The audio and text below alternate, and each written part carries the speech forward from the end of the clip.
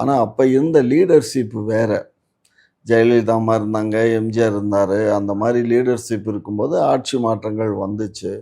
இப்போ இருக்கிறதெல்லாம் அப்படி ஒன்றும் பெரிய ஒரு அதிமுகவில் இருக்கக்கூடிய தலைவர் பெரிய தலைவர்னு சொல்ல முடியாது. இந்த தம்பியும் பெரிய தலைமைன்னு சொல்ல சார், முடியாது. ஸ்டாலின் அவர்களும் முதல் தடவை தான் இப்போ சிஎம்மா இருக்காரு. அதே மாதிரி எடப்பாடி அவர்கள் ஒரு தடவை தான் சிஎம்மா இருந்திருக்காரு. இவரு அதுக்கு முன்னாடி இவர் துணை முதலமைச்சரா இருந்தார் இல்லையா?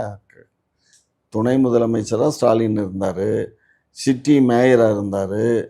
அதுக்கப்புறம் சார், எடப்பாடி அவர்களும் பொறுப்புல இருந்திருக்காரு இல்லையா? ஒரு அடிமட்ட தொண்டரா தான் சிஎம்மாவே ஆனாரு. வாஸ்தவம் தான். அது டாக்கண்ண மக்கள்கிட்ட போய் சேர்றது இருக்கு பாரு. திமுகன்னா அது அது ஒரு எங்க வீட்டு பிள்ளைங்கிற மாதிரி ஆகிப்போச்சு. எம்ஜிஆர் அந்த மாதிரி பரப்பி வச்சுட்டாரு திமுகவை. எம்ஜிஆர் பரப்புனது தான். திமுகவை அந்த மாதிரி பரப்பிட்டாரு. அதனால திமுக செயல்பாடுகளில் ரொம்ப அதிகமாக இருக்குது. அதில் ஒன்றும் மாற்று கருத்து இல்லை. சரி.